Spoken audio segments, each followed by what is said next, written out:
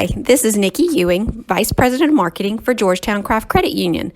But today I'm here as a volunteer for the United Way for the National Day of Reading. Today we are reading a book called Patrick Picklebottom and the Penny Book. The story is by Mr. J. Artwork is done by Gary Wilkinson. So let's get started. Patrick Picklebottom and the Penny Book. Young Patrick Picklebottom, who always was so poor, had only a penny when he entered the store. He walked past the candy, some toys, and a ball, to the one thing he wished he could buy most of all. Unable to purchase and resigned to just look, he longingly gazed at a dusty old book. "Would you like to buy this?" asked an elderly man. "I'd like to," said Patrick, "but I don't think I can. I've only one penny and not one penny more."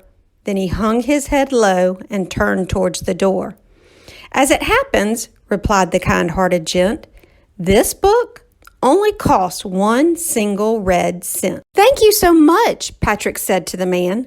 Then, clutching his book, he turned round and ran, anxious for home to bask in the glory of his amazing new book and its incredible story. He made it 3 blocks when he saw his friend Tom on the steps of his porch staring down at his palm.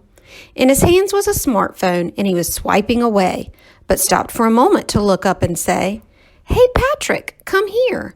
I've got this new app. It shows me new pictures each time that I tap."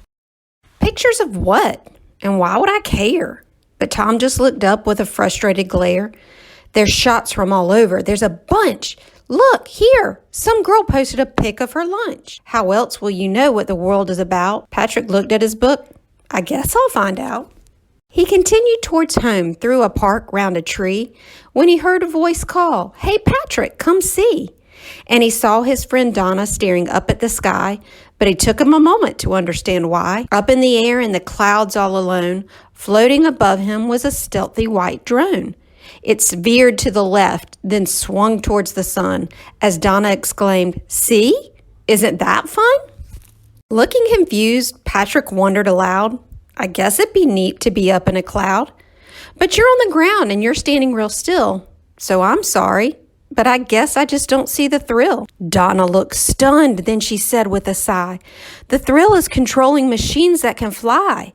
How else can we capture the excitement of flight?" Patrick looked at his book and he clutched it real tight. Leaving the park and back on the run, he was close to his home as the sky lost the sun. He was at his front door with his hand on the knob when he suddenly heard his neighbor friend Bob. "Patrick, you're home. Come have a look. I have a new video game, so put down that old book. It's called Monsters Clash for my Game Station 5, and I've waited 2 weeks for this game to arrive. We capture these beasts who've escaped from their collars, but that game," Pat explained, "costs $300. Bob just replied, "How else can you battle monsters all day?" Pat clutched his book and said, "I might have a way."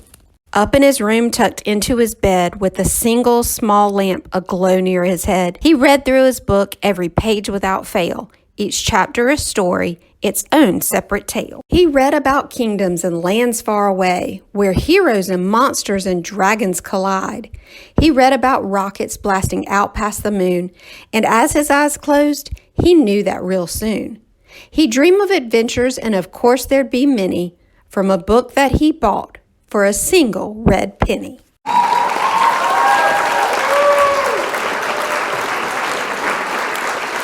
Meet Gary Wilkinson, the artist.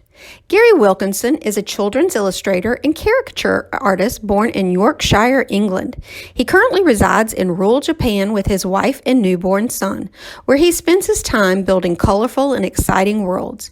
You can reach Gary at GaryWilkinsonArt.com. Meet Mr. J, the author. Mr. J is a reformed marketing guy who now vastly enjoys a much more exciting career as a children's book author. He spends his time creating new characters and visiting schools around the country, reading his stories to thousands of amazing kids. His biggest inspirations are his wife Amanda, his daughter Bria, and his soon-to-be-born Peanut. He can be reached at meetmrj.com.